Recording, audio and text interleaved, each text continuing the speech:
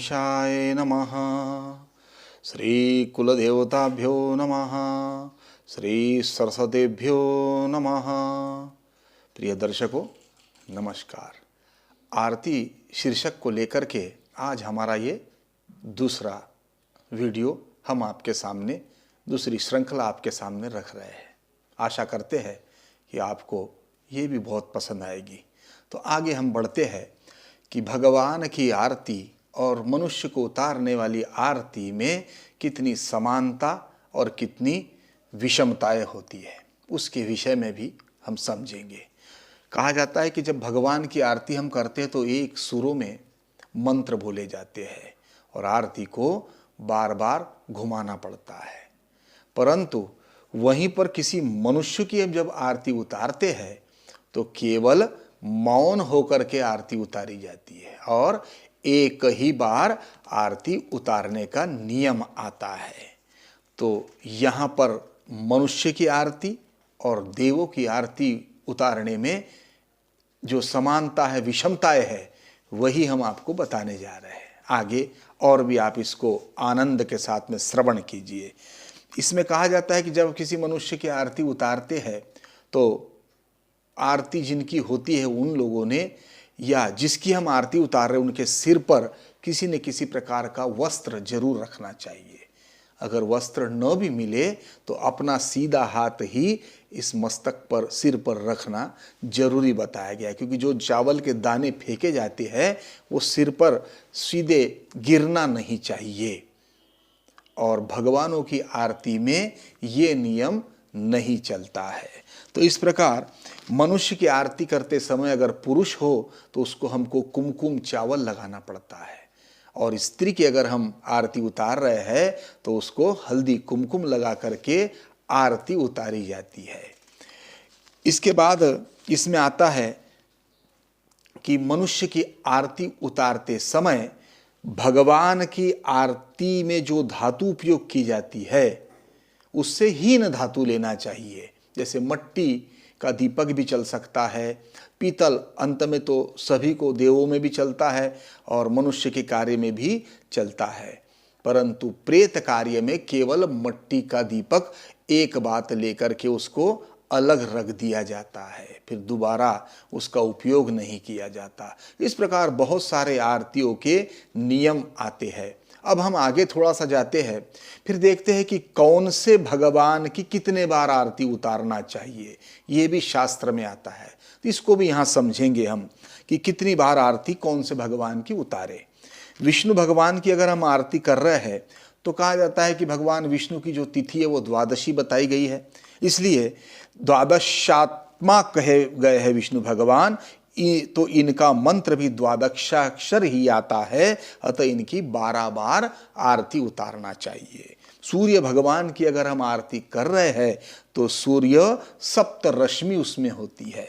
7 घोड़ों से युक्त रथ में सूर्य भगवान बैठे हुए बताए जाते हैं, तो सप्तमी तिथि के अधिष्ठाती है, इसीलिए 7 बार सूर्य की आरती करने का नियम है। दुर्गा देवी के लिए 9 संख्या प्रसिद्ध है, अर्थात नवमी तिथि, 9 अक्षर, नवारण मंत्र ये तक उपयोगी बताए गए हैं, इसलिए 9 बार दुर्गा देवी की आरती उतारना चाहिए।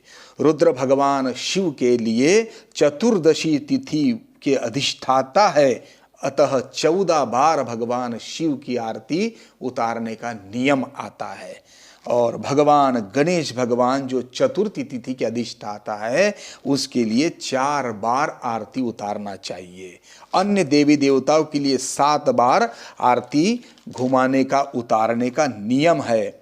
और तब इसमें वैसे तो फिर शास्त्र में आता है कि सभी देवी देवताओं के लिए उनके चरणों में 4 बार आरती उतारे, नाभि में 2 बार, मुख की ओर 1 या 3 बार, और सप्त अंगों पर, समस्त अंगों पर 7 बार आरती उतारने का नियम बताया गया है।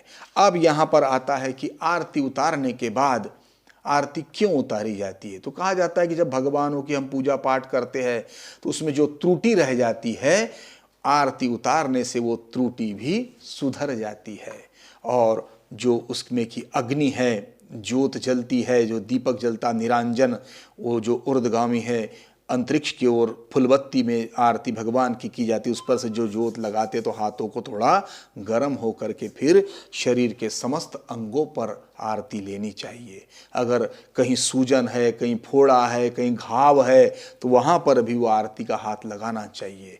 ऐसा माना जाता है कि जो भगवान की नित्य आरती करते हो, नित्य आरती केवल देख लेते हो, और जो हमेशा आरती भगवान की लेकर के शरीर पे लगाते हो, तो धीरे धीरे उनके इस करतल में ऐसी सिद्धि आने लग जाती कि उनके हाथ से आने वाले समय में बड़े बड़े कार्य होने वाले होते हैं, उनके चेहरे में तेज आने लग जाता है।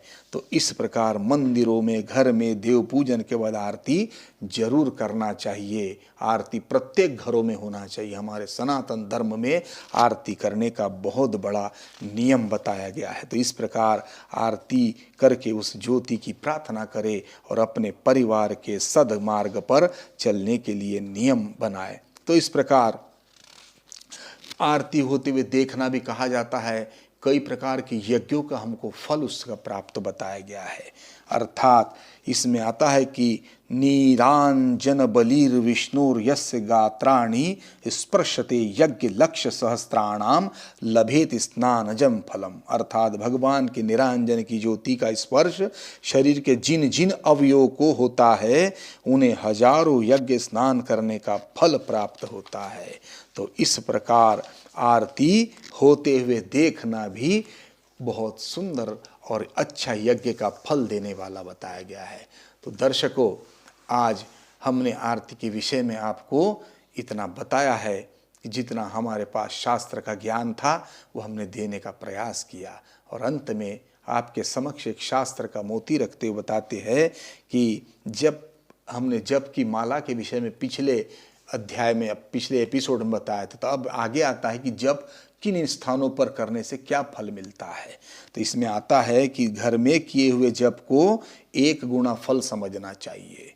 गौशाला में अगर हम जाप करते हैं उसको 100 गुना फल प्राप्त होता है।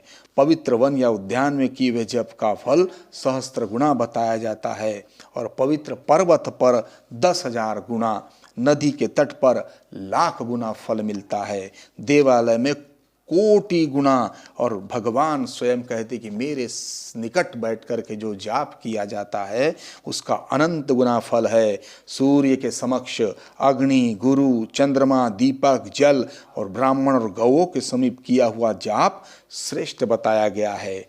और पूर्वाभिमुख किया हुआ जप वशीकरण में, दक्षिणाभिमुख जप अभिचारी कर्म में, और पश्चिम भुक जप जाप को धनदायक जानना चाहिए, और उत्तराभिमुख जप शांतिदायक होता है। तो दर्शकों, आज के एपिसोड में इतना ही, शेष इसके बाद में। जय श्री राम।